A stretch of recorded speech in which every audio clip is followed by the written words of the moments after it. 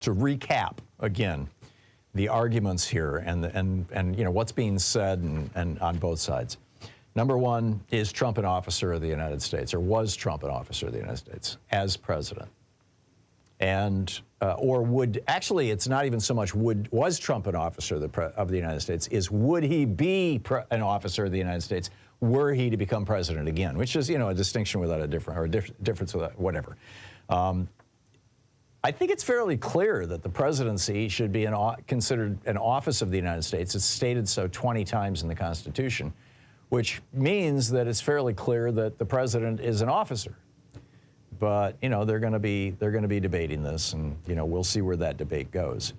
The district court, again, this is one where in Colorado you had two different courts disagreeing with each other about this. This question: does the president have a different oath? I mean, you know, these are the basic arguments, right? These are the basic debates that were held before the Supreme Court today. Does the president have take a different oath of office?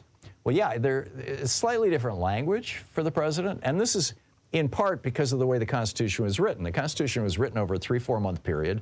There were different people involved. I mean, there was a large collection of people, some 50-odd people who were there for the Constitutional Convention, as I recall.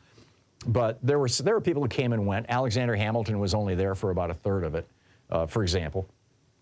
And in fact, he kind of took his marbles and went home when he didn't get his way. I forget what the issue was at the time. You know, and left for a while, and then he came back. He went back to New York. So, you know, different people were writing different things, and I would say probably a different group of people who were writing the presidential oath, you know, separate from the oath of all the other officers. But that doesn't mean that the oath is not the same in effect. I mean, what's the difference between defending the Constitution and supporting the Constitution? That, you know, if the Supreme Court comes down to say, you know, well, you know, we're going to let Trump skate because those two words are just a little different. I don't know. That's pretty bizarre.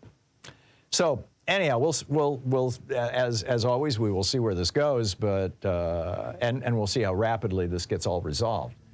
But I find this absolutely fascinating. I'll pick up your calls right after this. Stay with us. It's 22 minutes past the hour. I'll be back with you in 60 seconds.